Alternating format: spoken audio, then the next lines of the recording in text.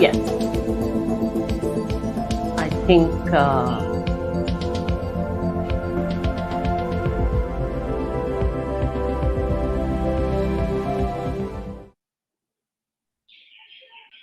okay. Yeah. So I'd like to welcome Omar to our Facebook Live today. We are very lucky to have Omar, who is from the BDS Boycott, Divestment, Sanctions campaign, which is building global solidarity for the Palestinian anti-colonial resistance. And as we are talking today, we know that those of you who are tuning in here in India, most of you, you know that right now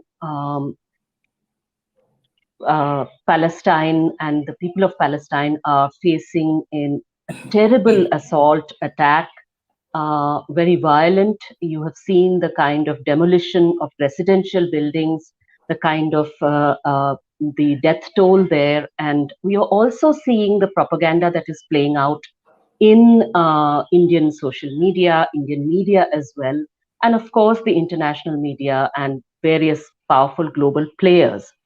So, what we want to do today in this conversation is to try and remind our listeners and viewers what the Palestinian struggle is about and how should an Indian citizen look at how should somebody in India with India's history of anti-colonial resistance, of a freedom struggle, look at the people of Palestine today.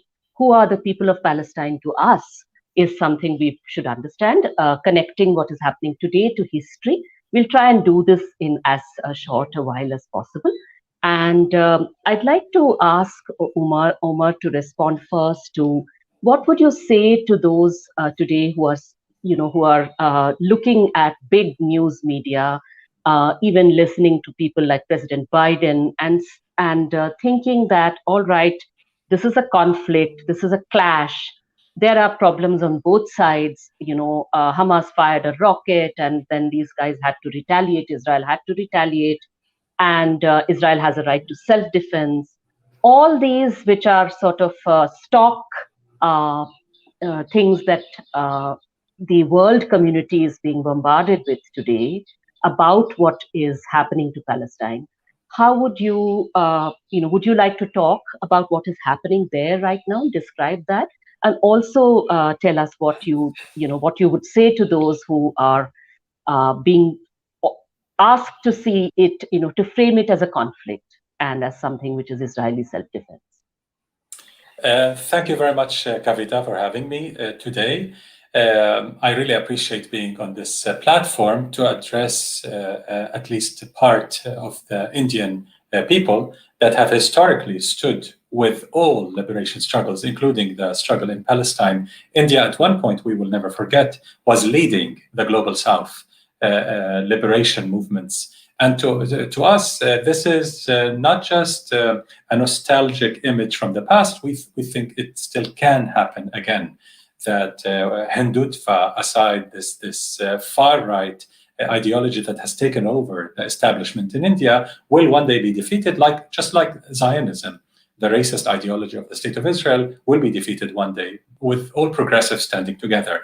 I offer my solidarity to the people of India in the face of the COVID-19 catastrophe, which is not isolated from the neoliberal policies of the far-right government. So they go hand in hand. The oppression of people, the health situation, instead of investing in health, education, and so on, your far-right government is investing in militarization, mostly Israeli weapons, Israeli know-hows, tested on the Palestinians and exported to India to repress Indian people, to repress millions of Indian people, not to mention the millions in Kashmir, of course. But that's a completely different story of another settler colonial situation.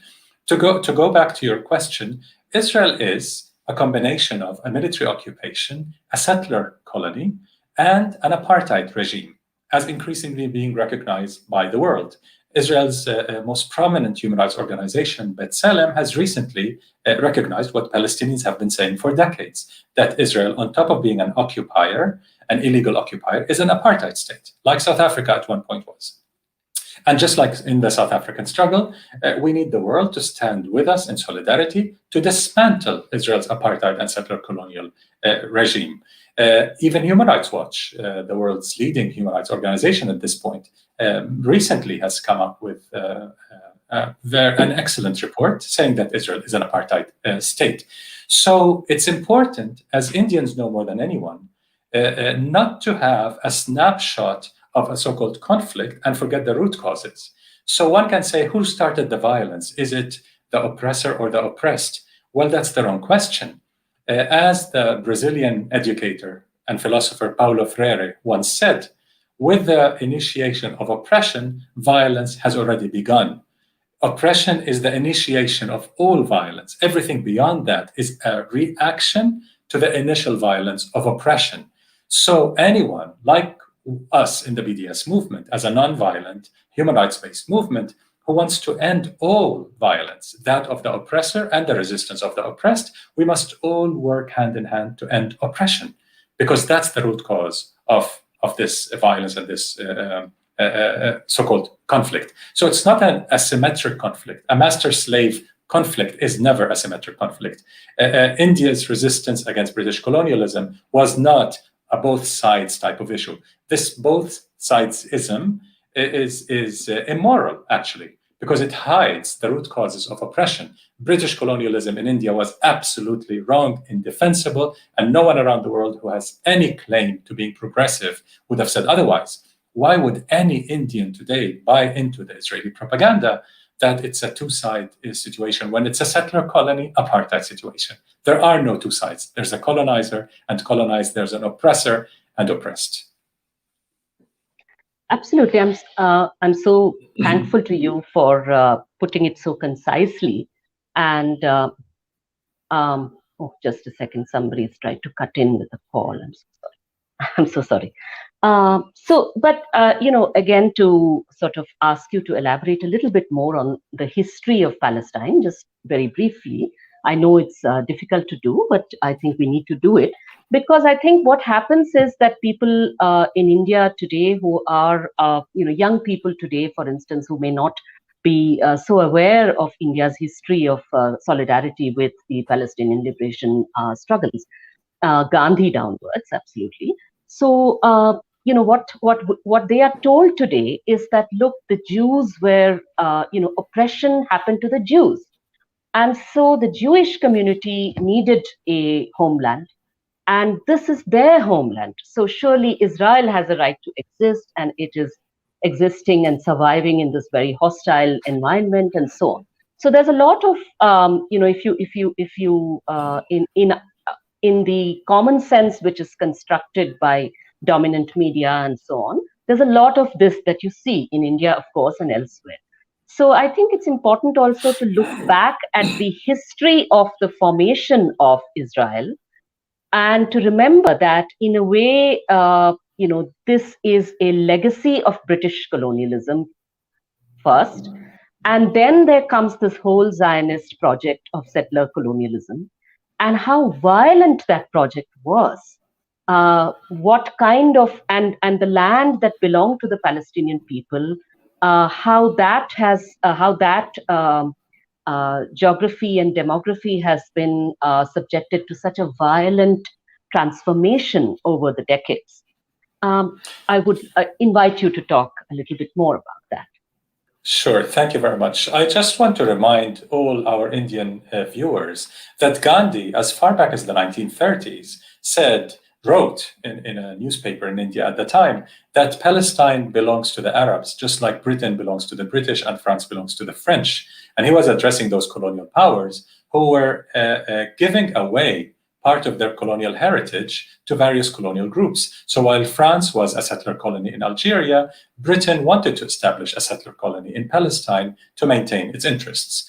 And of course, with the persecution of Jewish communities across Europe, with the pogroms, with the history of anti-Semitism in Christian Europe, especially in the 20th century, Britain, the British Empire, saw the Jewish community in Europe as a possible, as a potential agent to act on behalf of the British Empire and help establish a settler colony in Palestine. So they used the excuse of anti-Semitism, and most of those British rulers were anti-Semites, of course, they're extremely anti-Jewish, and they wanted to get rid of the Jews from Europe, in fact. That's part of the empire. They wanted to establish an outpost for the British Empire in Palestine, a very important area in this geography between Asia and Africa, between Europe and the South.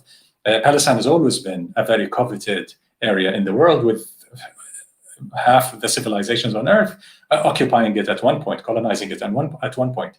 So the British wanted to establish this settler colony and used European Christian anti-Semitism to justify the establishment of a Jewish state in Palestine. And they said openly that the wishes of the hundreds of thousands of Arabs who currently, the indigenous people of Palestine who currently live there, does not matter to us. You know, typical British colonial mentality. What matters to us is our interests and the Zionist movement's interests. So the Zionist movement, which started towards the end of the 19th century, in the best, quote unquote, tradition of European colonialism, was very much entrenched into this colonial heritage and wanted to establish a colony in Palestine. Initially, they were not thinking of Palestine, by the way. They thought of various different countries in Africa, in Latin America, and then they settled on Palestine because of the historic connections of Jews and Palestine. But everyone else has historic connections to Palestine. Muslims and Christians and the Crusaders stayed in Palestine hundreds of years. The Egyptians invaded Palestine, and Arabs, every single civilization, as I said, had some presence in Palestine at some point. The Persians, the Romans, everyone was there. But of course, no matter what, saving a certain group of people from persecution can never justify persecuting someone else who had absolutely nothing to do with it. So to solve the problem of Christian European anti-Semitism and genocide against Jewish Europeans by the Nazi regime and its collaborators across Europe cannot possibly justify the ethnic cleansing of the majority of the indigenous Palestinians that happened between 1947 and 1949, what Palestinians called the Nakba. The United Nations at that time, completely controlled by colonial power, by imperial powers, especially the United States, Britain, France, and others, decided in 1947 to partition Palestine, giving most of the land to the Jewish settlers and a smaller part of the land to the indigenous Palestinians, and they called them a Jewish state and an Arab state. Zionist gangs that were armed by the British, that were completely supported by British colonialism, took that opportunity to start their campaign of ethnic cleansing against Palestinians.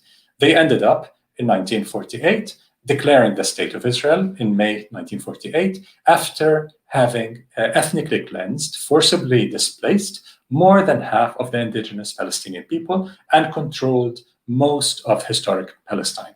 In the map you're showing, the third from the left is what that's more or less what was happening around 1948, with the big green spot and the small green spot on the south being the West Bank and Gaza, and all the other area being Israel. That's in 1948. In 1967, Israel occupied the entire land. So the whole area of Palestine became under Israeli control, and more ethnic cleansing happened to Palestinians in 1967. So one wrong cannot justify another wrong, especially that Palestinians had absolutely nothing to do with the European genocide against European Jews. Palestinians, the indigenous people of Palestine, had absolutely nothing to do with it. In the Arab East, in the Arab Muslim East, Jewish communities have always coexisted with Christian and Muslim and other communities, always. It's not like in Europe where we had pogroms and massacres against our Jewish communities. So Jewish communities are definitely part of the inhabitants of this entire region, the Arab region. But we never faced the kind of ethnic cleansing and extreme violence against Jewish communities. So they're trying to export a European genocidal mentality into the Arab East, which never had that mentality. Thank you so much for that. One thing which occurs to me is that as I hear you describe what happened in the Nakba and what has happened to Palestinian Arab land down the decades in this whole violent colonial process.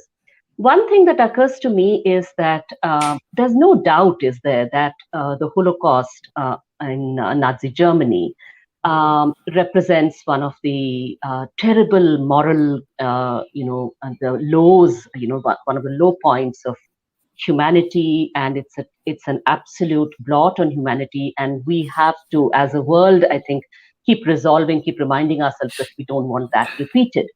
And it's right. In fact, I would agree that anybody who denies the Holocaust, Holocaust denial and all of that, those kinds of ideologies are actually quite dangerous, and they are basically lead to violence. They have embedded within them anti-Semitic violence. But would you not say that in the same way, denying the Nakba, the fact that the Nakba also represents an absolutely terrible crime against humanity, a terrible injustice, and the Nakba, in fact, is not a one-off event that just happened once, but rather it is something that is continuing till today.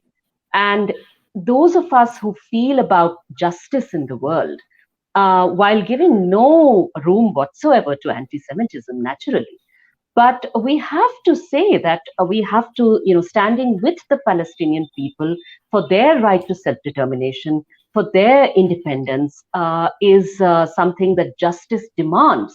And there, anyone who tries to, sort of two-sides this and try to erase the whole history of the Nakba is also committing is also clearly invested in a very violent ideology. Indeed, Kavita, the Zionist movement has always tried to use the religious card, the faith card, saying this is Jews versus the rest, it's us versus them. But we've got to think this out of the faith box, because it's a colonial situation, a settler colonial apartheid situation. There's absolutely nothing in this struggle against any community of any identity.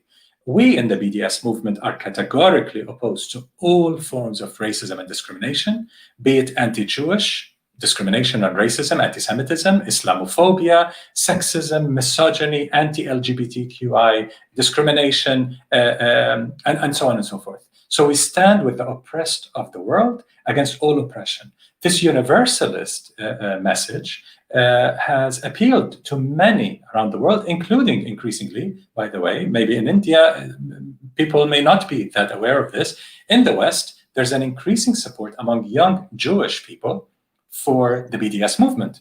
In the United States, for example, poll after poll, one public opinion survey among Jewish Americans after another is showing a very sharp rise in support of Palestinian rights and even of BDS in the United States. For example, Jewish Voice for Peace, the fastest growing progressive Jewish group in the world, has endorsed BDS, has attacked Zionism as a racist ideology, which it is, and has stood with the Palestinians.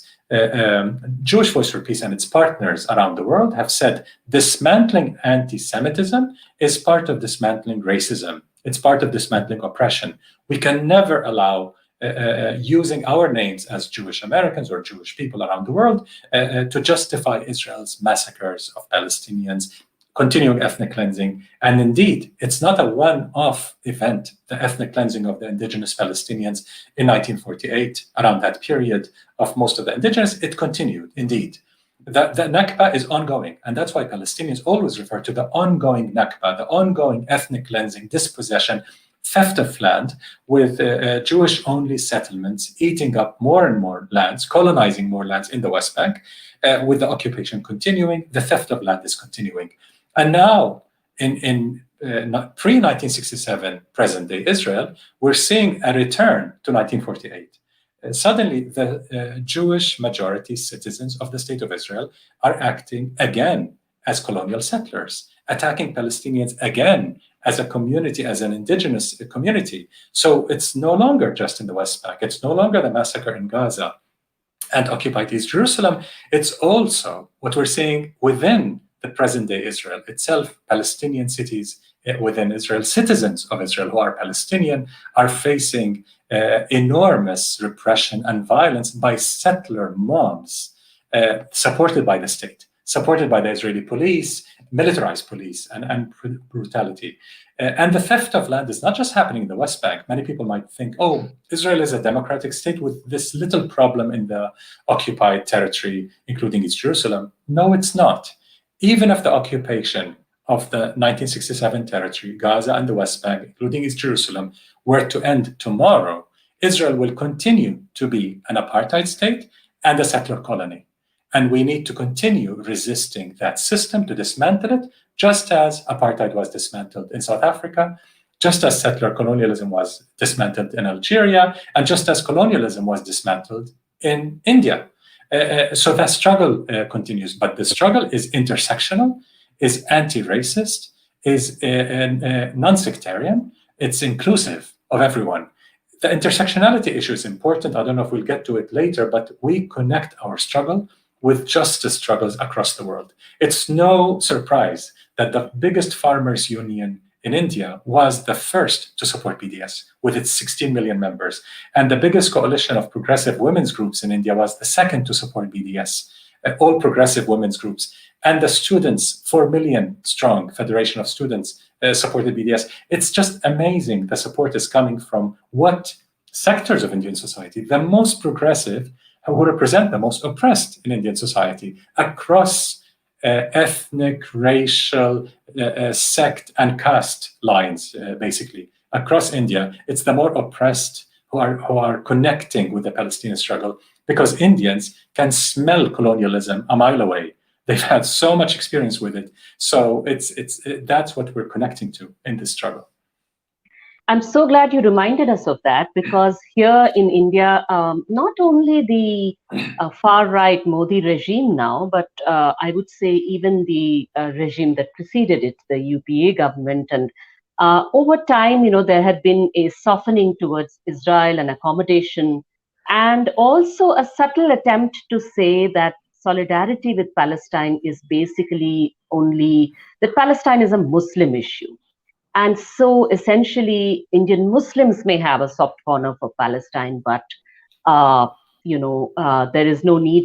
So to try and drive a wedge between the larger Indian community and its legacy of anti-colonial resistance, and try to erase the fact that Palestine is an anti-colonial resistance happening, and it is not about a religion alone.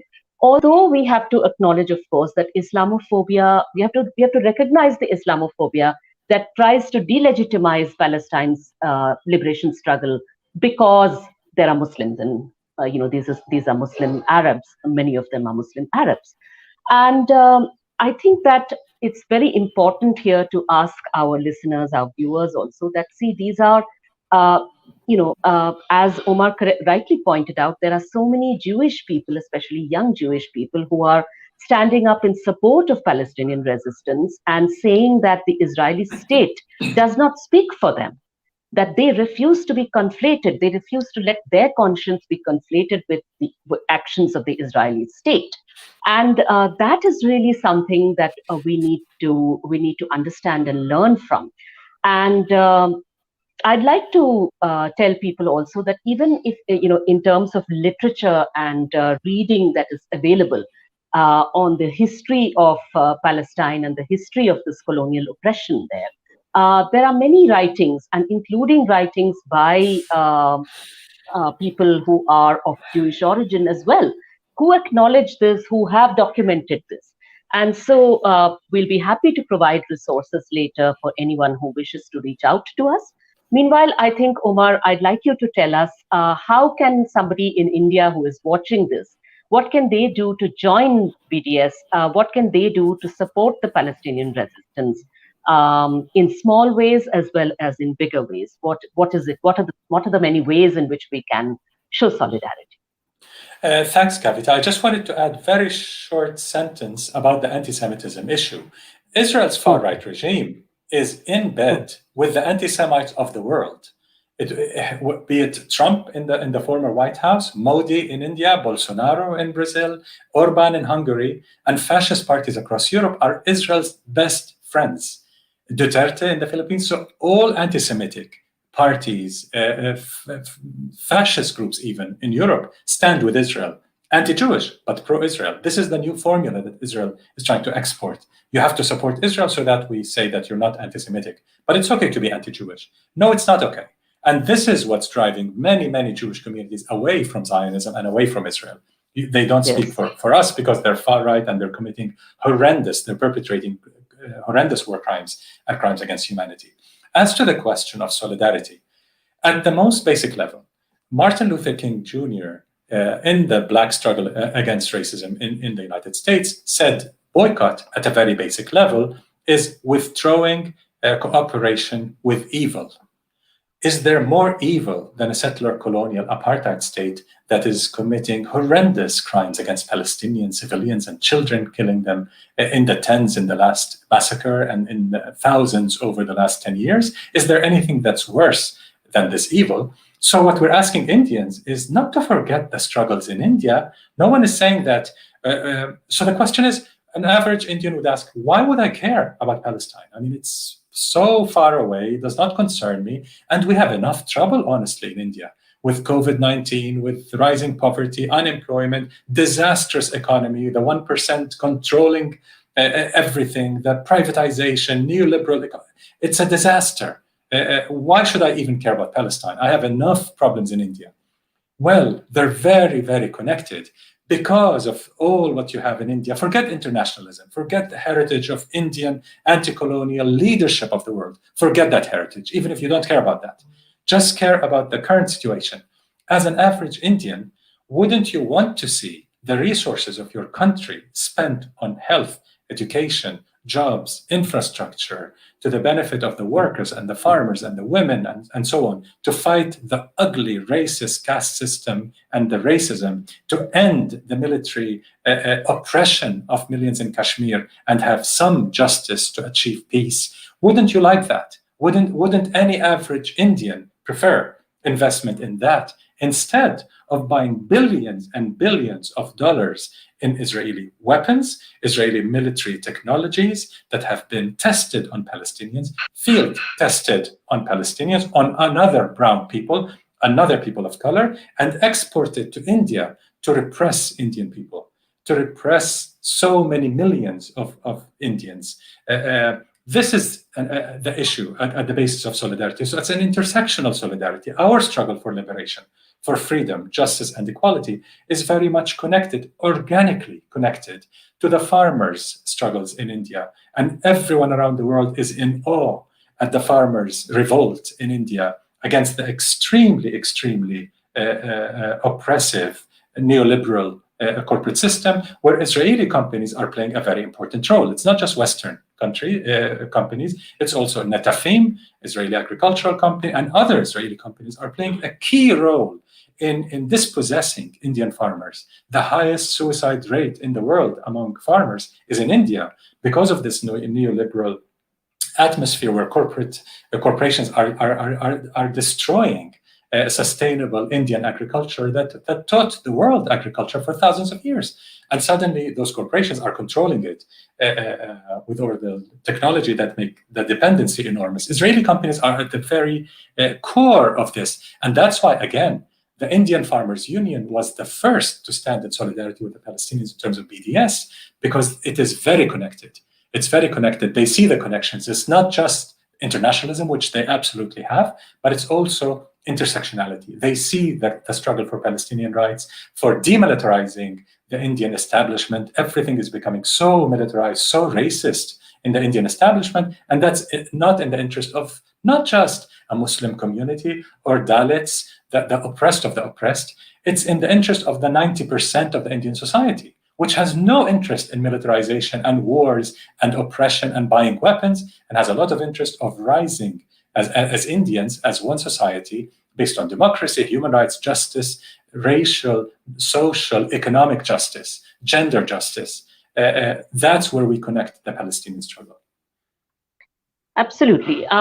And in practical ways, what would you say, if somebody wants to get active with BDS right now, what are the ways in which they can do it in India? Okay, the most important thing is collective action to end Indian complicity in Israel's crimes. Yes. So joining a group, a women's group, a farmers group, a workers group, a student group, joining BDS groups around India in order to apply collective pressure on local governments and then on the national government to end its military security ties with the Israeli state, because it's benefiting both regimes to continue oppressing people.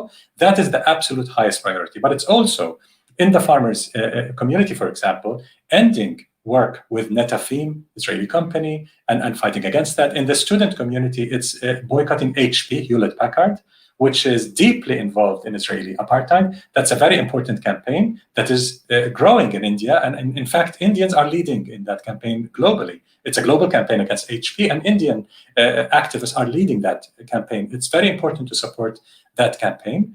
And it's important to boycott not just Israeli companies, but also to divest from companies that are involved in Israel's crimes against Palestinians. The United Nations has provided a database of some of those companies involved in settlements. That would be a very good step forward to make sure that our universities, institutions, trade unions, city councils are free, apartheid-free zones, free of those companies that are involved in apartheid and colonialism. So that can be done, especially in a federal system like India, at a state level, at a city level, where progressive cities can take the lead in making sure that their cities are apartheid-free zones. India does not need anyone to teach it how to fight colonialism and oppression. India taught the world how to fight oppression. It is time to tap into that rich heritage of Indian anti-colonialism, anti-apartheid struggle. In the South African struggle, Indians were leading in the fight against apartheid. We need that India back. The world needs that India back.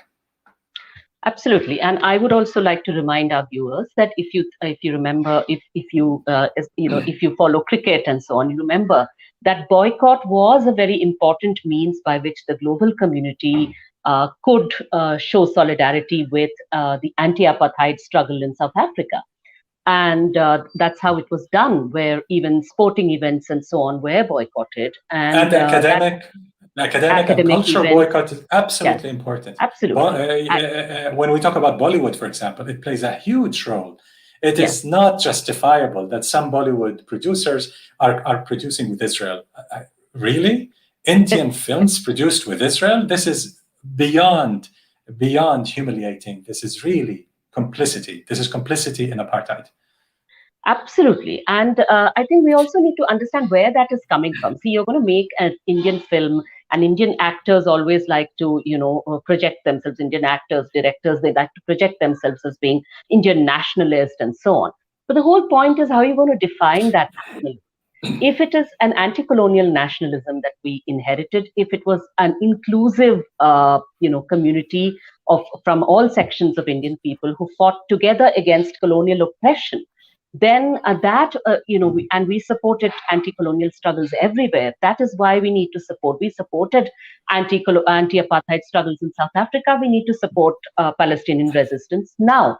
And at such a time, if Bollywood producers go and embrace Israel and take all kinds of goodies from Israel and all of that, we need to speak up against that. And we need to say that we are not okay with this at all.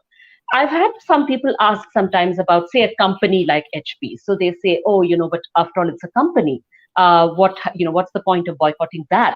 So I'll again remind that boycott has played such an important role in resistance movements, anti-racist resistance movements from anti-racial struggles in the US to South Africa, and it has always involved identifying companies. Remember that in Nazi Germany as well, there were big, well-known companies that were completely complicit in the anti-Jewish Nazi violence and Nazi policies, all of that.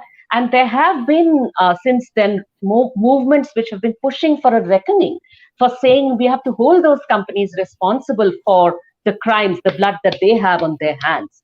So this is what we are confronted with today. This is not past history. This is happening right now. We have to ask ourselves, will we not hold our Indian government as well as all these companies, everybody who is in bed with the Israeli state, responsible, accountable, and say, no, you have blood on your hands, and we are going to remind you of that until Palestine is free, Palestinian people are free. That struggle has to continue. I've been checking with Arun and seeing that I don't think there are too many questions as such, which we have not covered. So, Omar, I think I'll ask you, would you like to add any remarks? Is there anything else you would like to say to our viewers?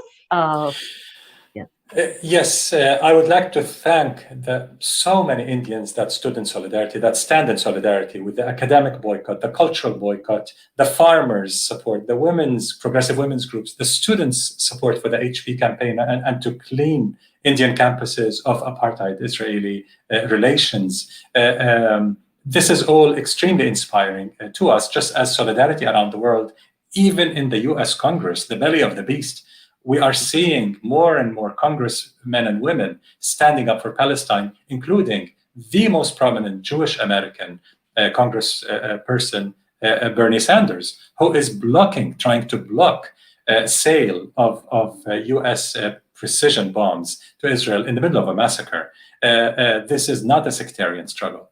This is not the us versus them. The only us versus them is those who are pro-justice and those who are against justice. It's those who oppose oppression and those who want to maintain social, economic privilege for the few, not for the majority. We're in this together against all forms of oppression, gender, racial, economic, social oppression, climate oppression. We all stand together. That's where the Palestine liberation struggle stands, in the middle of that progressive wave against xenophobia and fascism and racism and oppression worldwide. Thank you. Thank you. And thank you so much for taking the time to be with us and to address our audience.